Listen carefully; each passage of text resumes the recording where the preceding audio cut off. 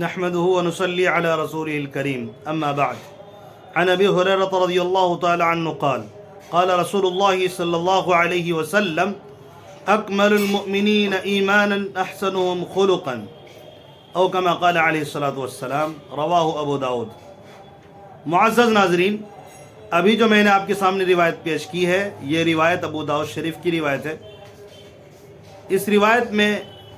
حضرت ابو ہریرہ رضی اللہ تعالیٰ عنہ راوی ہیں، وہ فرماتے ہیں کہ نبی پاک علیہ الصلاۃ والسلام نے فرمایا مومنین میں سب سے کامل ایمان والا وہ شخص ہے جس کے اخلاق اچھے ہوں۔ تو اگر ہم چاہتے ہیں کہ ہمارا ایمان مکمل ہو اور ہم پکا مسلمان بن جائے اور مومنوں میں سب سے بہترین ایمان والے ہم ہو جائیں تو ہم اپنے اخلاق کو ٹھیک کریں، اپنے اندر اچھے اخلاق پیدا کریں، معاملات میں، معاشرت میں، عبادات میں، کسی سے بات چیت کرنے میں، والدین کے ساتھ، رشتہ داروں کے ساتھ، دوست و احباب کے ساتھ اچھے اخلاق سے پیش آئیں، بڑوں کا ادب کریں، چھوٹوں پر رحم کریں، شفقت کریں، اور اسی طرح کسی کو گالی گلوچ نہ دیں، کسی کی غیبت نہ کریں، اور اسی طرح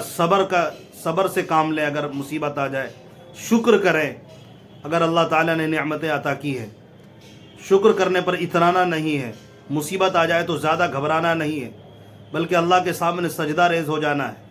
اور اللہ سے مانگنا ہے اور مصیبت دور کرنے کی کوشش کرنی ہے اور اس پر صبر کرنا ہے۔ تو جتنے بھی اچھے اخلاق ہو سکتے ہیں، تعلیمات نبوی میں اچھے اخلاق کی مثالیں ہر شعبے زندگی میں موجود ہیں، تو اسے اپنانے کی فکر کریں۔ اللہ تبارک و تعالی ہمارے اخلاق کو اچھا بنا دے، آمین۔